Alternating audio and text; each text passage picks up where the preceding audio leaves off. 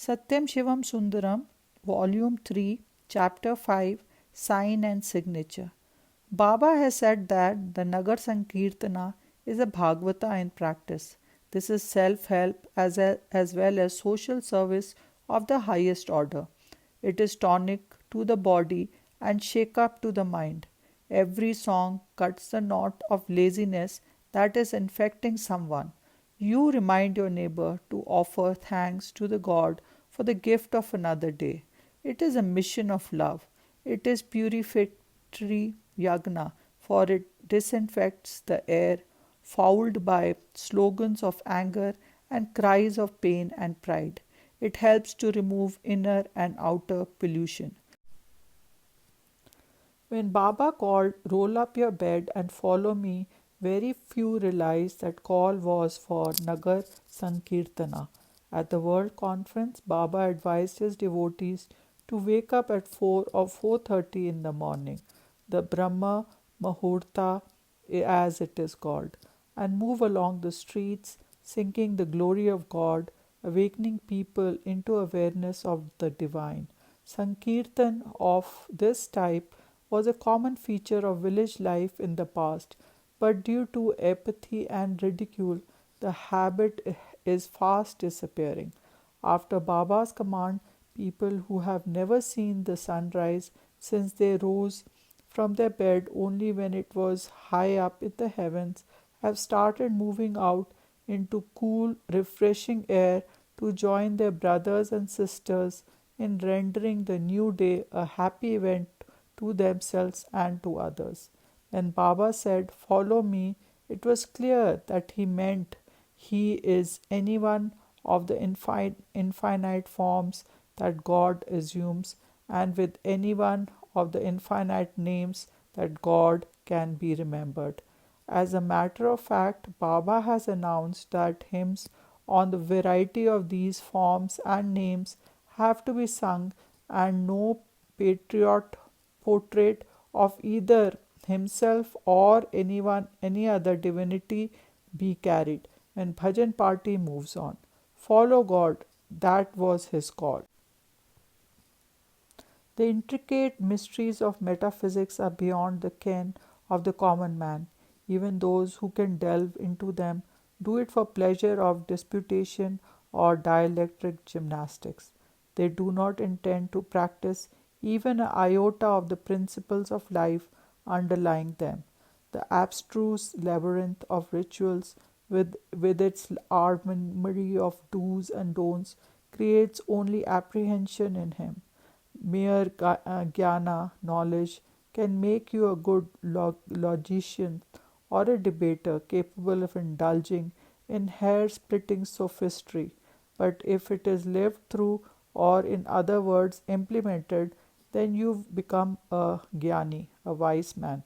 Sadhana or practice helps you to achieve the goal of life. Baba has restored faith in the name and the efficacy of the name. Call on me in your distress. It is your right to evoke my grace. Dr. G. D. Gadia of H. Agha Khan Dispensary, Arusha, Tanzania, writes, in May 1971, Mr. Jamnadas M. Patel became seriously ill. When this poor soul was called to attend on him, there was no breathing. Heart sounds had completely stopped. The pulse could not be felt. Heart was massaged with the sacred vibhuti with sincere prayers. He recovered miraculously. Then Mr. Jamna Das visited Puttaparthi. Baba told him, "I gave you new life as your doctor called me at the right time." Devotees of Baba know the unfailing power of the name to bring forth the grace of Baba. They need no elaborate argument to convince them that Sankirtan is the shortest and the sweetest mean of winning his grace. But there were some who had their fears. Will people get up so early? What about the rich, the officers who wield authority over the area? Will the neighbors permit singing in the early dawn? Will the police keep quiet? What about dogs? Not bark us? Will they not bark us out or even inflict a bite? Many who felt they should not be seen singing in the streets, but who wanted to observe Baba's command, started at 3 a.m. when the streets were empty and all were sleeping soundly, and came home quickly before they could be discovered. But soon the atmosphere changed. A wave of wholehearted enthusiasm swept over the land from one end to another. Neighbors welcomed melodious tonic. The police themselves joined to imbibe delight. Dogs were no problem at all. From one day in the week, the kirtan was increased in frequency to two or three, and in some places even day in every day in the week. The distance covered increased, the number in each group multiplied. Soon each section of the town or city had its own Nagar Sankirtan party. They usually met in a temple and proceeded from there, ended up in another temple. In Satyawada, it was found that some mysterious people knocked at the door of sleeping members and asked them to wake up and join the party. In Chembur, Bombay, they noted that on no day, even during the most ferocious monsoon days, was a Nagar Sankirtana party disturbed or bothered by even a drizzle. At Guwahati, Assam, Sri Dattagupta moved on along the usual route at the usual time with the name of the god in his lips and group behind him. A cyclonic wind was raging and roaring, bringing cats and dogs with it. On the way, the chaprasis and watchmen of the state treasury warned them to take shelter from the oncoming calamity, but they sang and stepped as slowly as usual to the place where they generally end the bhajan and perform arti before they disperse. The rain did not fall upon the road, the drizzle did not wet their clothes, and the wind did not disturb their hair. People unable to walk without a stick have, and after attending a few of these matinal bhajans, threw off the stick and walked majestically along. I know of an invalid in Channarayapatana, Mysore, who earned grace in this manner. Baba has said that Nagar Sankirtana is Bhagavata in practice. When the senses are still dormant after the night sleep, before they get too loudly involved in the pursuit of the busy day, you should move along the quiet street in cool, thrilling, the pre dawn silence, bringing God into every ear, radiating the fragrance of divine name through every open door and window.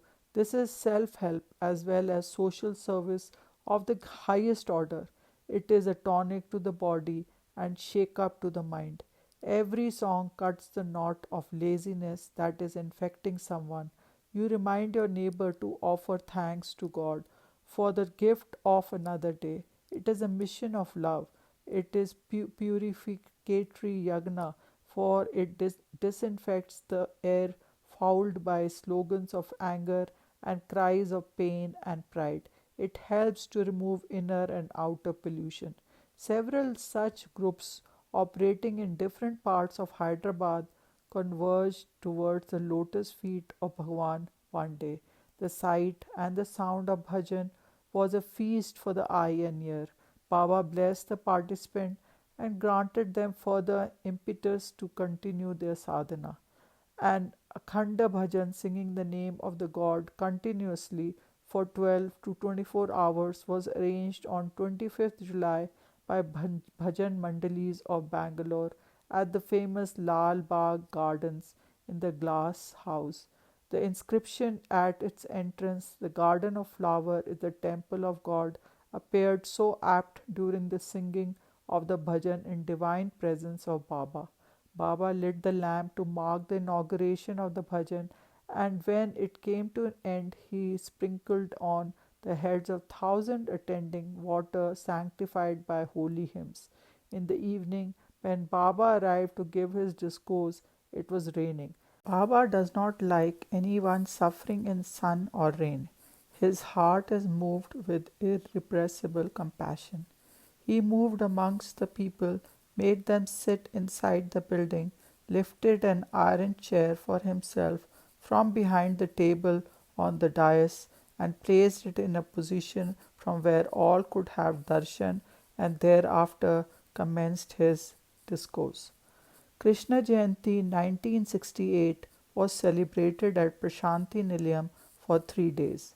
Many Samritis called it Sai Krishna Jayanti. They had converted it into children's festival where children are given new clothes, trained to enact small plays and sing bhajans. At Prashanti Nilayam, Bhagawan gave 3 discourses on Krishna and the significance of the Leelas. Dwelling on the values and validity of the name, he said that the root of the name Krishna implies power to attract, to enchant. Krishna is the personification of divine principle that is born in the umbilical region of body, Mathura, which is conveyed to the mouth, Gokul, and there fostered by tongue, Yashoda, who alone knows the sweetness. Foster Krishna on your tongue. He advised, just as the poison from the hoods of serpent Kalinga was ejected when Krishna danced upon them, bad thoughts from your system will evaporate if you recite the name of Krishna, he said. His interpretation of Krishna avatar is a consummation of a yoga marg reveals that this avatar has come to coordinate and collate the apparently differing paths to God. The 3 systems of philosophy, the dualistic promulgated by Madhvacharya, the qualified non-dualistic promulgated by Ramanujacharya, and non-dualistic promulgated by Shankaracharya, are all emphasized by him as adjusted to the needs and capabilities of seekers and listeners. An avatar appears from age to age whenever dharma is on the decline, so as to reaffirm faith in right conduct.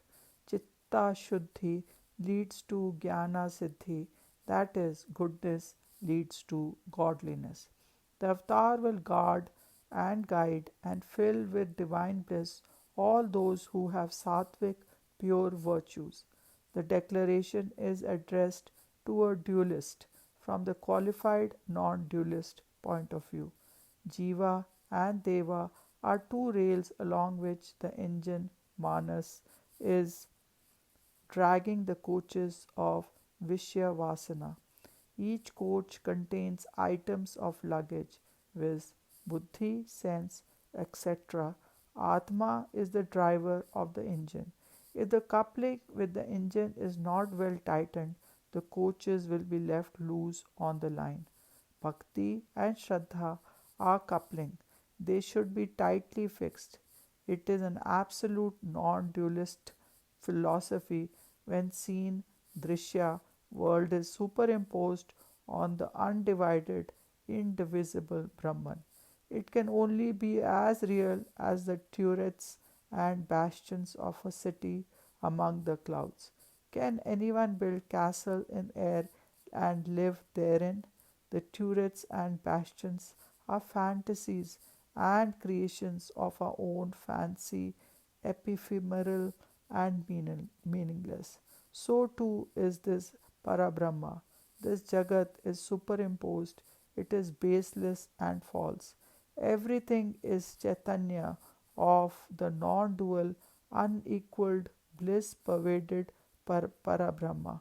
According to, according to Bhagawan, what other things you are is the dualist view. Which you think you are is the qualified non dualist view, when you really are a non dualist truth. Dashera 1968. It was remarkable for more reason than one. Baba made it clear that he is the Sanatan Sarthi as well as Partha Sarthi while addressing the volunteers. I too have certain vows to fulfill. They have to be mentioned They have been mentioned in Bhagavad Gita. I have to uphold the supremacy of Dharma. I have to bear the yoga shama, acquisition and maintenance of welfare of those who are immersed in thoughts of me alone. The best way to please me is to see me in all beings and serve them just as you yearn to serve me. Elaborating a declaration about himself that he has made in Gita, Baba said, I have none to compel me to work, nor do I profit by work. Still, I work without intermission in order to guide and teach and set things that are AV right. If I remain inactive, how can the wheels of the world revolve? I have no manager, secretary, aide, or assistants. I attend even to the minutest detail here and everywhere. I do everything myself. I need no other food than the ananda of being. I am Ananda Swarupa. My nature is Ananda. Ananda is my sign and signature.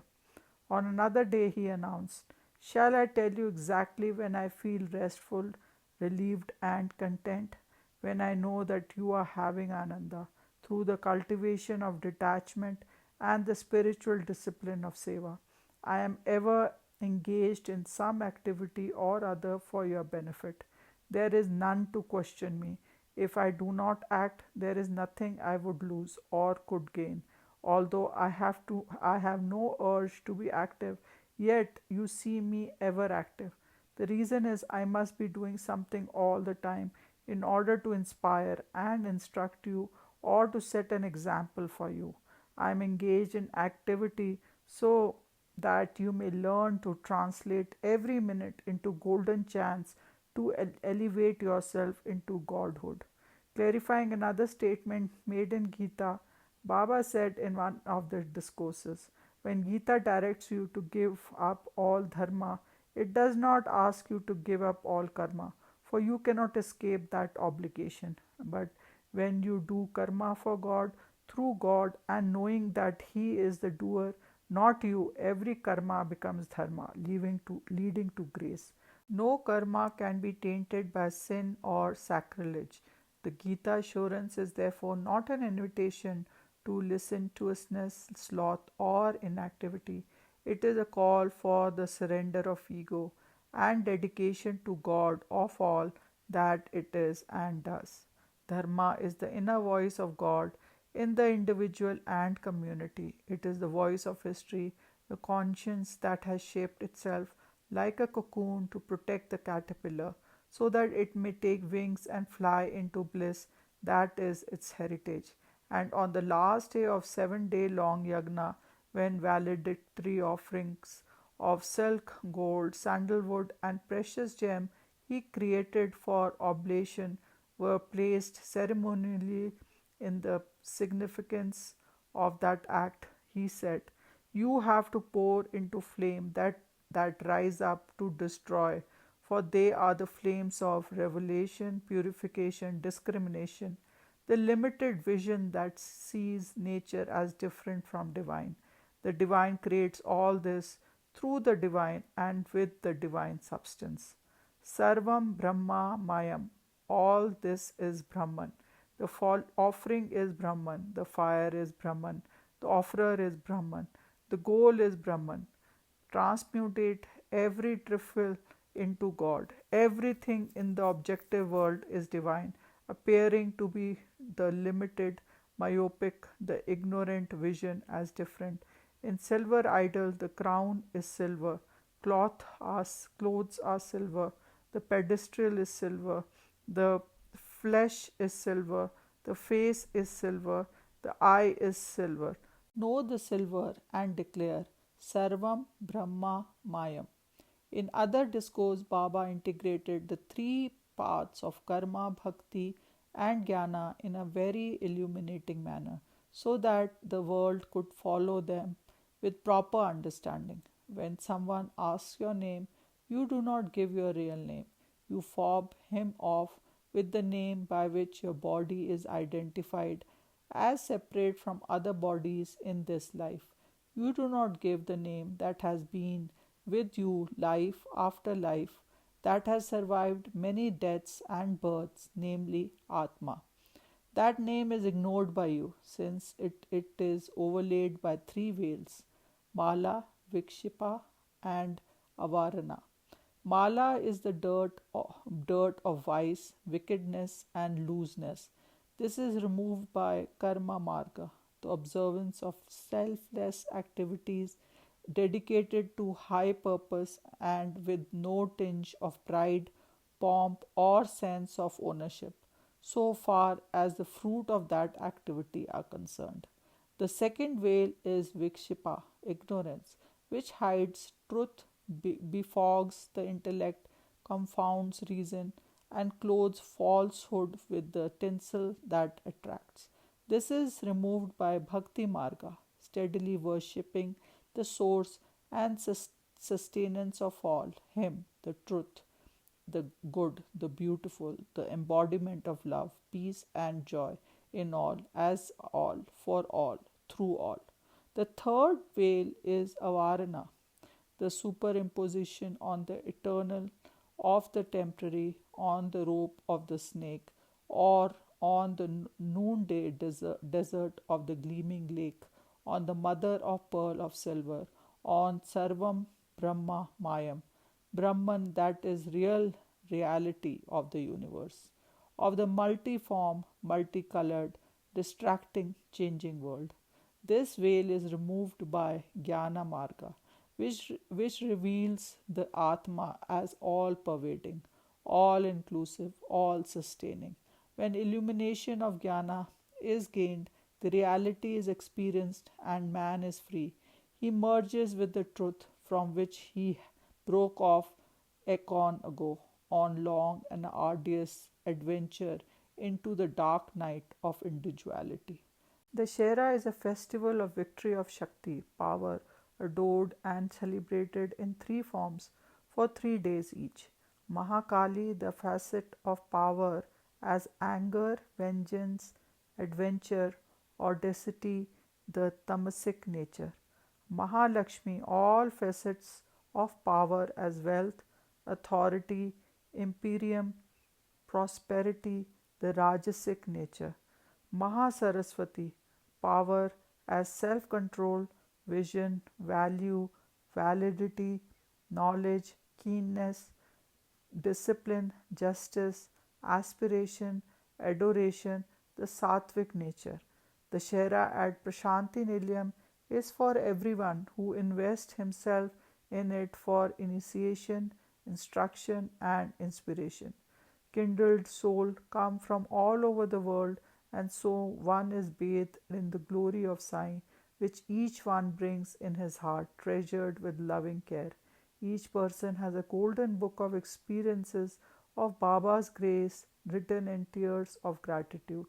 The scholars whom Baba encourages to delve into intricacies of philosophical speculation so that they may ultimately gain the philosopher's stone which transmutates distinctions into one divine, speak in his presence of unfathomable mystery, and later Baba unravels the same and renders it understandable by his sweet and simple comments. As supreme educator of the age, he leads us through song, drama, and discourse, through glance, gesture, or gift, through word, wit, or rebuke into the path which leads through love unto light. The yagna, which is performed for 7 of the 9 days, is a lesson in spiritual science, for we experience while it is witnessed the whole gamut of bliss. The bliss of contemplating the formless, attributeless, cosmic principle described in Upanishads, the thrill of conceiving and adoring the solar orb as the source of light and life, the joy of installing in our heart the author of this amazing adventure of creation, continuance, destruction, as emerging from formless into form, or as merging from the form into formless, as linga or spheroid symbol, which is worshipped as part of yagna.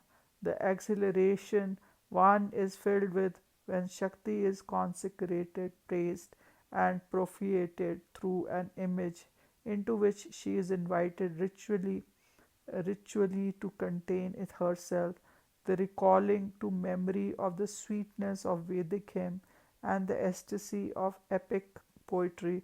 Baba uses every medium of expression to convey to us the message of self control, to silence the clamor of sense and the mind.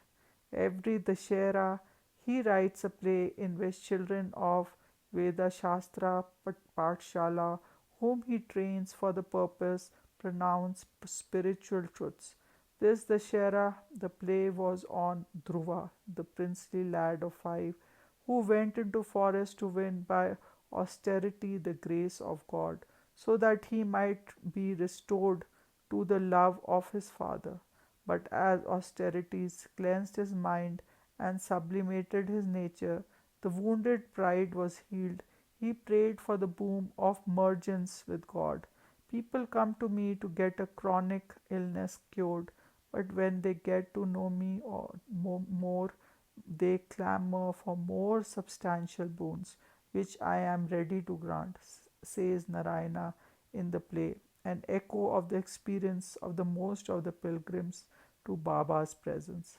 20,000 heavy hearts left Prashanti Nilayam after the Shera celebration with these words of Baba ringing in their ears and booming in the cavity of their hearts. Ponder over the ameliorative and curative advice I have given you out of the fullness of my love.